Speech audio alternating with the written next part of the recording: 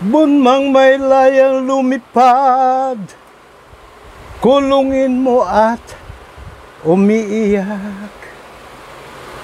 Hey, hey! Good morning! Good morning mga kapwa ko soberanong mamayang Pilipino, lalo't higit sa aking mga kahanay sa puwersa, 99.9% it's sa puwera, sa Luzon, Visayas, Mindanao, maging sa buong mundo.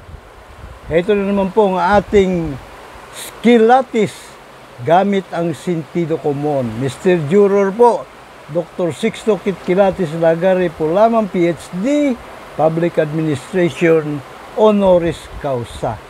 Tahasan ko pong sasabihin, we, the sovereign Filipino people, ang ultimate jurors.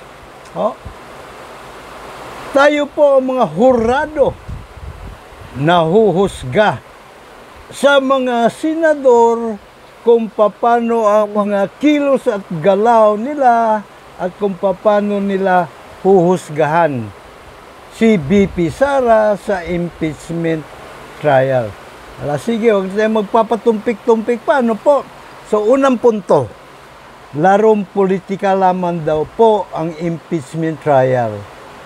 Political exercise, ika nga nila, anak ng waiting, game of numbers.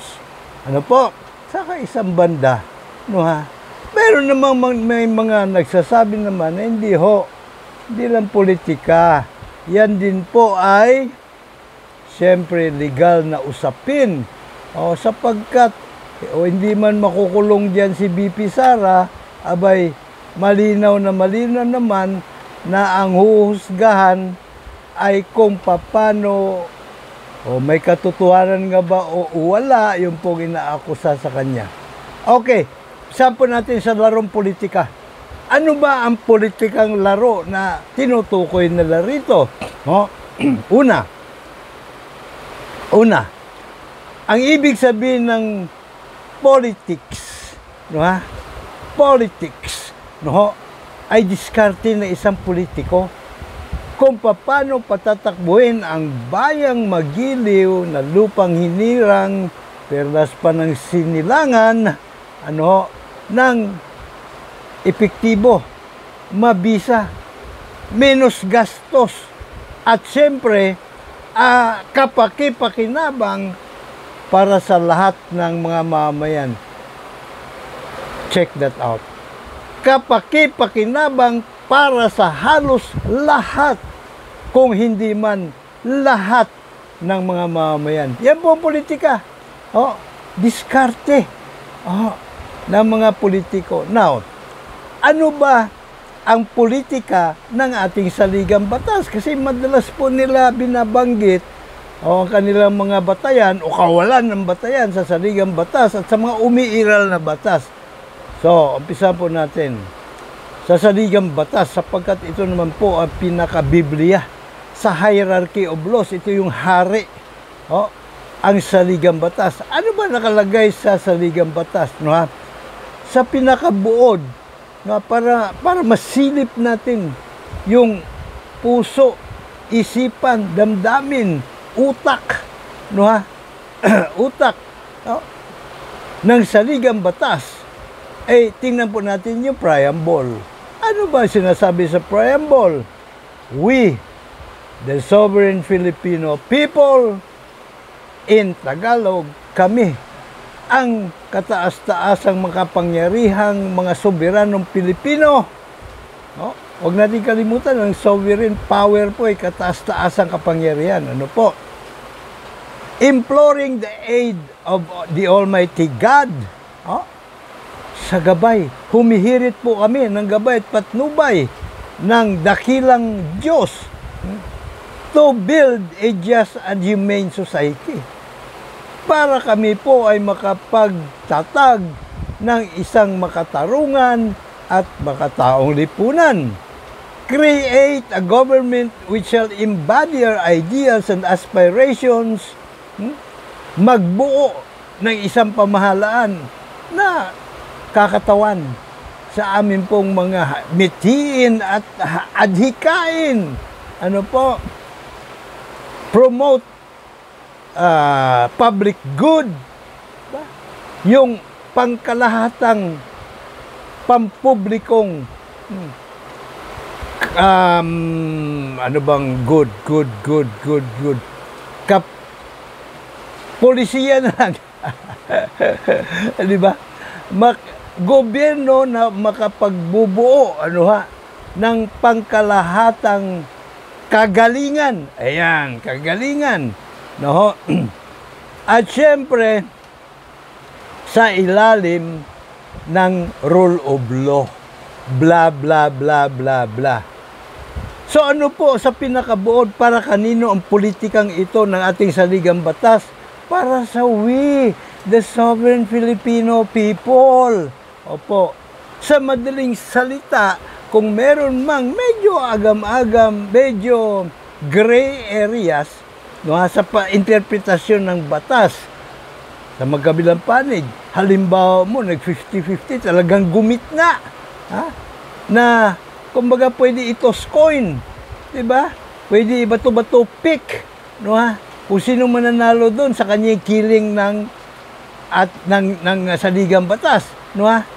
Talagang pantay na pantay, ipagpalagay na natin. Siyempre, kikilingan ngayon ng saligang batas, ng interpretasyon ng mga nakasaad sa saligang batas, ang tayo, the sovereign Filipino people. Kasi tayo, wala tayo na yun eh. Kung 116 po tayo, ang kinakatuan po ng sovereign Filipino people, 116 million. Lahat tayo. Laban sa isang tao lang, si BP Sara. So gamitan po natin ng sentido común, no po? Sino ba ang dapat isakripisyo? Yung isa o yung 116 million? Tayo, lalo na yung mga itsapwera, 99.9% ng kabuang bilang natin mga soberanong mga mamamayang Pilipino. So pag ginamit natin ng sentido común, ang killing ng saligang batas ay naandoon sa we, the sovereign people. Hindi naman kinakailangan isakripisyo, pero parang gano'n na nga. Kung may isa sakripisyo rito, hindi yung milyong Pilipino, kundi yung nag-iisang Sara Duterte. At maalis na naman siya sa pwesto eh. Ano bang problema? Naalisin na siya sa pwesto. Makukulong na siya kung sa susunod o sa mga ihahain sa kanya, nakabinbin, kumbaga nakaambang mga kriminal na kaso, ay mapatunayan siyang guilty beyond reasonable doubt. So malinaw po at yun na rin po ang legalidad noon. So kung titingnan mo, no, sa side ng political at legal, isa lang tinutumbok eh. Diba? Diba? Ang mangingibabaw ay ang kapakanan, karapatan, at kinabukasan ng milyong-milyong Pilipino. Hindi ng nag-iisang Sara Duterte. Malinaw po. Malinaw naman pala eh.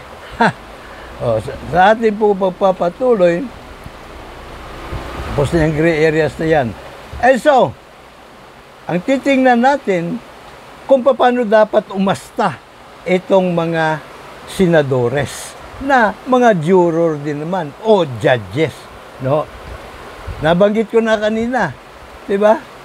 Na we, the sovereign Filipino people, ang mga ultimate jurors. So titingnan po natin sila kung paano sila gumalaw, umasta at humusga sa impeachment trial ni Sara. 'Di ba? So, mga jurors tayo eh. Sila mga jurors din. Yun nga lang, tayo ang mas mataas na antas. Tayo ang, di ba, we the sovereign Filipino people, kataas-taas ang makapangyarihan sa bayan. Di ba ba? So, tingnan po natin kung ano nga ba ang dapat iasta ng juror. Alinsunod sa demokratikong proseso ng trial by jury, na minana ng Amerika sa Inglaterra at minana naman natin sa Amerika. At nakaukit pa kamo sa ating saligang batas. No, ha? Hindi yung karapatan sa trial by jury, ha? Kasi pinagkait nila yan eh. Ang nakaukit sa ating saligang batas, Philippines is a democratic and republican state. Sovereignty resides in the people and all government authority emanates from them. By the way, yan din po ang pangalahin natin pong argumento kung bakit isinusulong natin ang pagpairal sa bansa ng jury justice system. Sapagkat sovereignty resides in we, the sovereign Filipino people. No po? At demokratiko ng ating bansa at ang epitome ng demokrasya ay karapatan sa trial by jury. Minana po natin ang ating demokrasya sa Amerika. Diba? Trial by jury meron sila at nakaukit pa sa saligang batas. Bakit hindi ginaya ng mga framers sa konstitusyon? At, dahil hindi nga, ipinagkait. Ito po ang kwan dyan eh, kumbaga mahalagang katagay. Ipinagkait ng mga framers ng saligang batas sa ating mga soberanong mga mamayang Pilipino ang karapatan sa trial by jury, which is the essence of democracy, na siya pong pundasyon, siya pong esensya, at siya pong puso ng demokrasya. So, figuratively speaking, figurative ba? Kasi pinipilipit eh, isinasaksak sa aking mga ngala-ngala. Ito, nitong si Attorney Severo Brillantes. Shout out, Attorney Severo Brillantes. Isa po siyang BA Philosophy, Associate. Sandali muna. Pangit pakinggan pagka inutay-utay mo yung associate eh. Dapat isang panang malinis na bigkasan. Associate, yon, professor.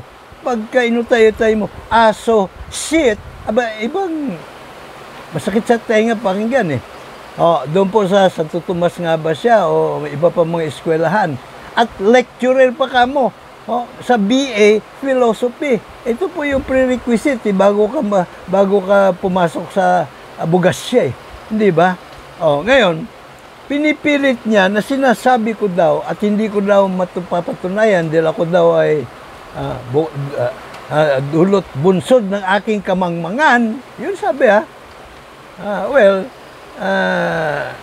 to that effect. Ako daw ay lapag ng aligasyon. Hindi ko kayang patunayan. Ano ba yung aligasyon? Ang sinabi ko kasi, inilagay ng mga framers ng konstitusyon ang batas sa kamay ng mga abusado, traidor at kawatang kuno ay politicians sa buong pamahalaan. Tinatanggap ko po. Sinabi ko talaga yun. Pero hindi ko sinabi na inilagay ng mga framers sa saligang batas. Hindi po. Na ang may hawak ng batas ay yung mga abusado, traidor at kawatan sa buong pamahalaan. Hindi yan po sinabi ko. Ulitin ko ulit para malinaw. Attorney Severo Brillantes, galing mo mapaikot ha. Pambira, pinipilipit mo yung mga sinasabi ko. You are putting bad words to my mouth. No? Malinaw sinabi ko ha. Inilagay ng mga framers ng saligang batas ang batas sa kamay ng mga abusado, traidor at kawatan. Pero, ulitin ko ulit, para lang malinaw, hindi ko sinabi na inilagay ng mga framers ng konstitusyon sa saligang batas na ang batas ay hawak ng mga abusado, traidor at kawatan sa buong pamahalaan. Wala ko sinabing gano'n So, yun po ay figuratively speaking. Di ba? Figurative. Nung sinabi ko na nailagay ang batas sa kanilang mga kamay, batay naman sa mga nangyayari. Di ba? Sa kapaligiran, sa ating lipunan, sa ating bayan. Hindi po ba? Paano ba nangyari? Klasiko ehemplo. Dating Senadora Laila de Lima, nakulong na halos 7 taon sa gawa-gawang paratang na siya daw po ay drug lord. Di po ba? Sino ba ang nag-utos na siya ay akusan ng ganon? Yan naman po ay bukas na lihim. Si Digongong Duterte at inutusan niya ang kanyang DOJ Secretary na si Wigiri at kumuha sila ng mga testimonyang peke. Peke naman talaga dahil binawi na nga di ba? Ngayon, figuratively speaking, nandun sa kamay ng Pangulo ang batas. Kasi inutusan niya Pagkatapos, siyempre, utusan niya rin yung husgado na i-convict. Kaso hindi masikmura ng mga judges. Kaya kung hindi ako nagkakamali, 6 sa kanila ang either nag-file ng early retirement para lang makaiwas, o yung iba naman sa kanila ay binitiwan yung kaso, dahil hindi nila masikmura ang pinagagawa sa kanila. Malinaw po yan, di ba? Resulta, kumbaga. Yan yung produkto Ito kasi si Attorney Severino Brillantes, yung diskusyon namin doon sa the silent majority na grupo, yung Yellow Warriors. Abay, binardagol pa ako sabi niya wala nang kredibilidad ang grupo na ito. Bakit pinapayagan yun i-post itong ganitong mga kamangmangan dito? Ang bihira. Dinadala niya yung debate, kasi nagka-debate talaga kami doon Doon sa punto na walang makikita, hindi makikita sa saligang batas na sinulat ka doon ng mga framers na pambira naman to si Attorney. Magugulang lang yung framers. Hindi naman sila mga tanga para ilagay sa ating democratic constitution na hawak ng batas ng mga maluluklok sa pwesto ng mga abusado, traidor at kawatan o kuno'y politicians. Diba? Hindi naman sila ganun kamangmang o ganun katanga. Kung ikaw gumawa ng saligang batas pa, baka sakali magiging, pwede mo gamitin yung katangahan mo. So, ganito naman po kasimple yun Ang mga jurors, katulad ng mga senador, tinitingnan nila, hinahanap nila kung alin ang katotohanan. Hindi po kung ano yung batas, kaya yung mga nagsasabi, hindi po ako abogado Abay, buwakan. Yung mga senador na nagsasabi noon, hindi ako abogado, kaya bla bla bla bla, pambira Hindi alam noon ang tunay na kulay, hugis at anyo ng demokrasya. Sa bagay, hindi sila masisisi kasi hindi nga tinuturo na sa paaralan Itong ang lecturer, na si Attorney Severo Brillantes hindi alam kung anong tunay na kulay ho. At pambihira. So, mali po. Hindi pagmumulat ng ginagawa na hindi edukasyon sa kabataan. Indoktrinasyon. Kaya nakita nyo sa loob ng mahabang panahon, simula pa po ng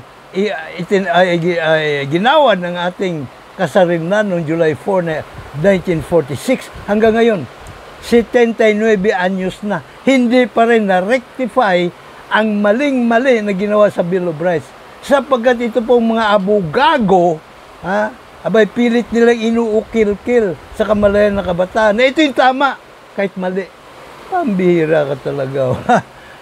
So, itong mga jurors, na judges, na mga senador, yun po ang kanilang titingnan. Huwag po nilang pakialaman, dapat,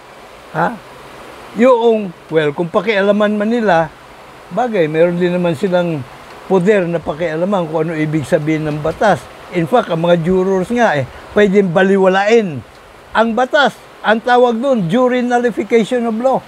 Kung nakikita nila na wala sa lugar, yung batas, wala sa hulog, hindi matanggap na ng kanilang konsensya.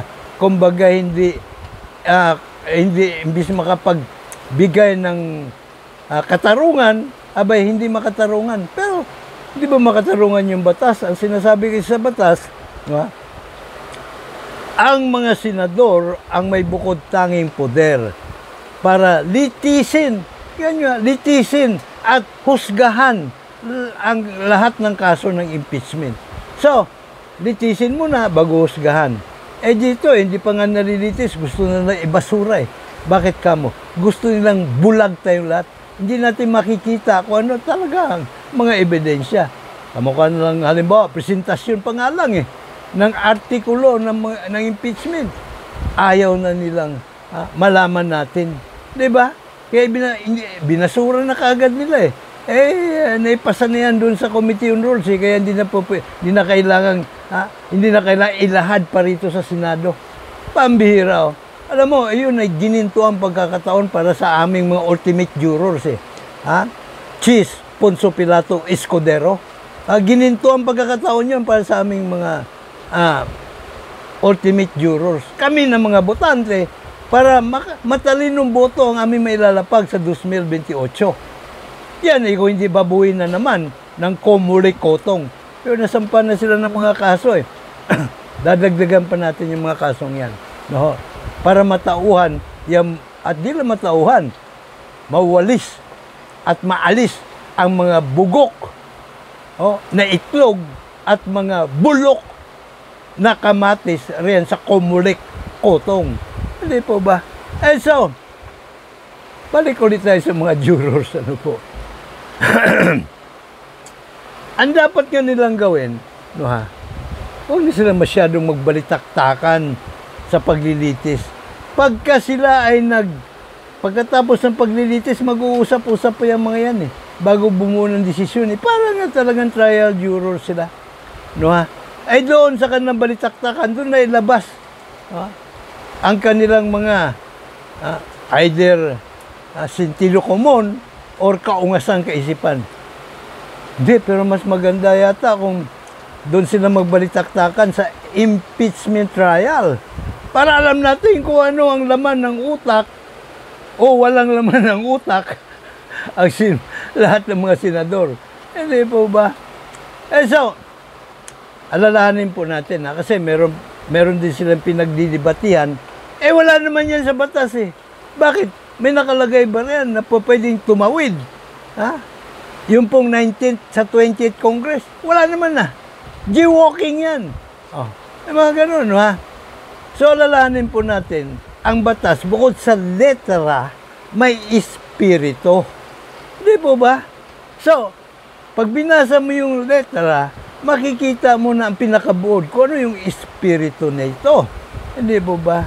Halimbawa, ito pong oxygen.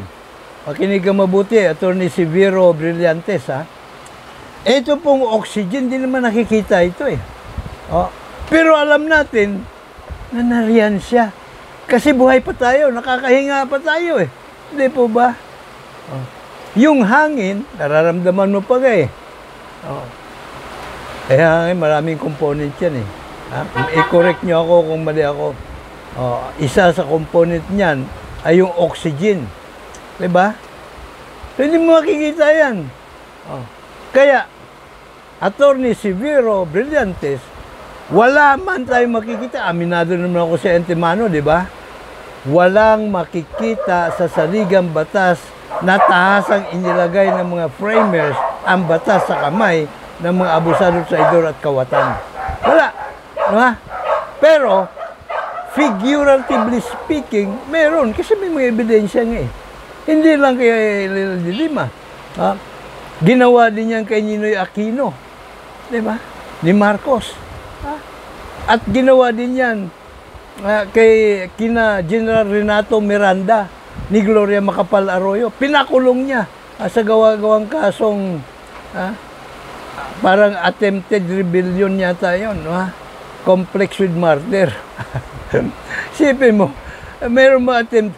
Ang rebellion talagang armadong pag-aaklas laban sa gobyerno sila hindi naman sila nag-aklas ng armado.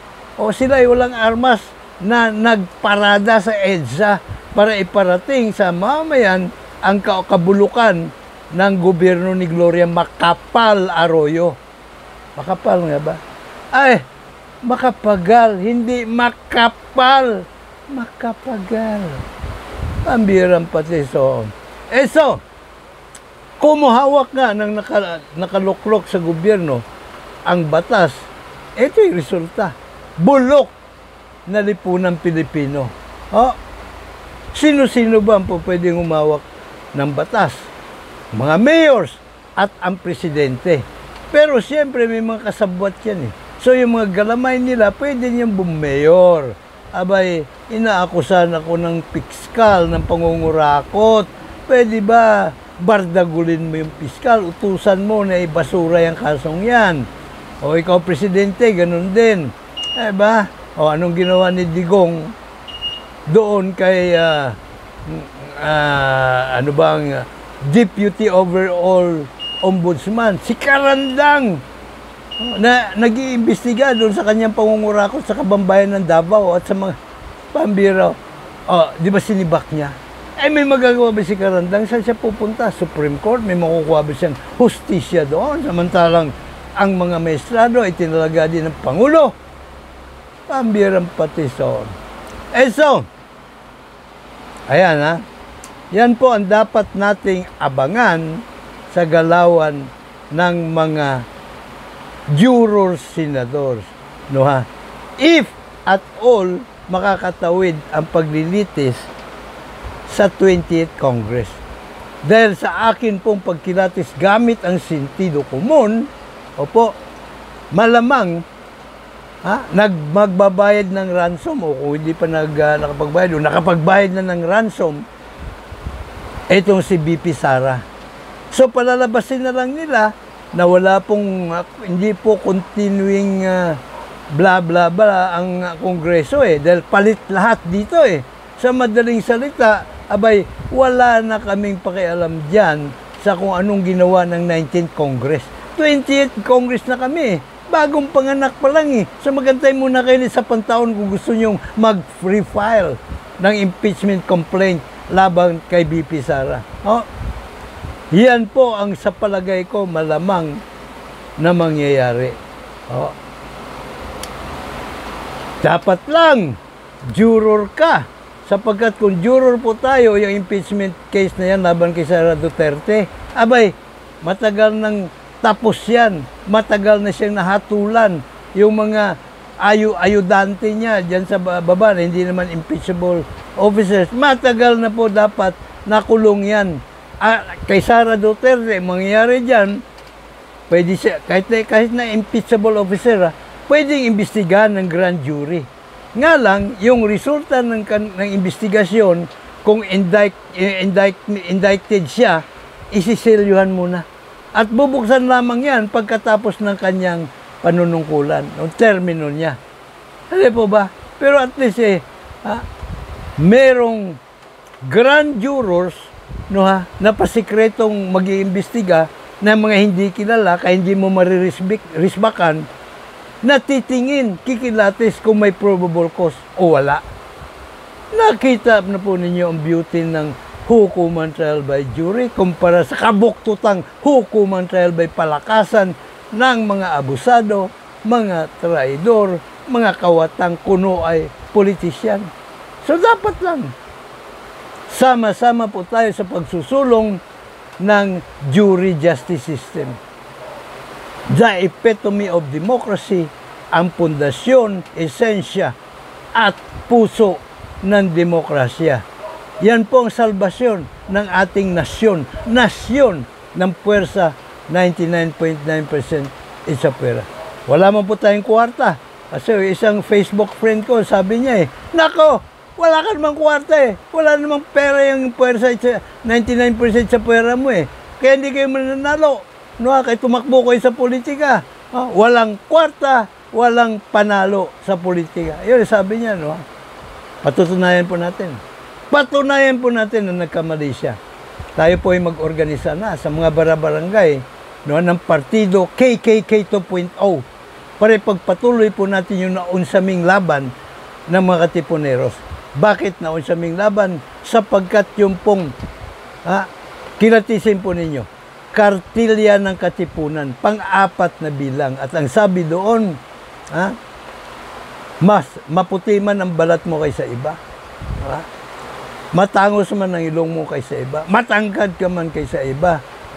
Matayog man ang iyong pinag-aralan kaysa iba. Mayaman ka man nanggigitata sa kayamanan kaysa iba. Hindi mo pa rin hihigitan ang karapatan o pagkatao ni numan. Pantay-pantay po na kalayaan ang buwis buhay na isinulong ng magigiting po nating mga ninunong katipunero. Pantay-pantay.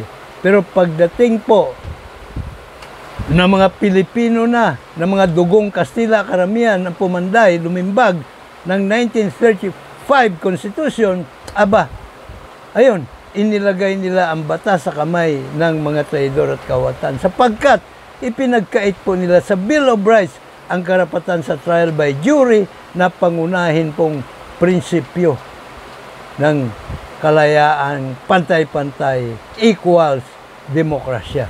Kasi paglaban po natin yon at sa ngayon, sa panahon ngayon, hindi na po natin kailangan ang tabak at sibat. Hindi katulad ng ating mga ninuno, pero talaga hindi sila nag-atubiling magbuwis buhay. Ang kailangan na natin ngayon, ang ating mga sagradong boto. Yung tigi-tigisan nating sagradong boto, 99.9% po tayo, sandamakmak yan. Sobra-sobra para maalis natin lahat ng mga trapo sa gobyerno. At tayong puwersa 99.9% sa puwera naman ang magpatakbo ng gobyerno. Opo, sa hanay po natin manggagaling ang ating po mga kandidato at pipirma po sila ng kasunduan na ang una pong plataforma ay ihain ang amenda numero 1 sa Bill of Rights. Karapatan natin sa trial by jury, at kung hindi na ginawa yun, obligado po silang magbitiw sa pwesto. Pag hindi na ginawa yun, pwedeng gamitin yung sagradong kasunduan sa mamamayan para sila ipatalsikin sa pwesto. Para wala na agam-agam. Para mabuhusan ng malamig na tubig ang matatabil ng mga dila ng mga marites. Ayan ang nagsasabi, wala yan. Pag nalukro sa pwesto yan, magnanakaw din yung mga yan. So hanggang sa susunod na episode, ko pa rin po inyo lagi nakandang maglingkod, Mr. Juror, Dr. Sixto Kitkilatis Lagari po lamang, PhD, Public Administration, Honoris Causa. May God bless us all. May God bless Philippines.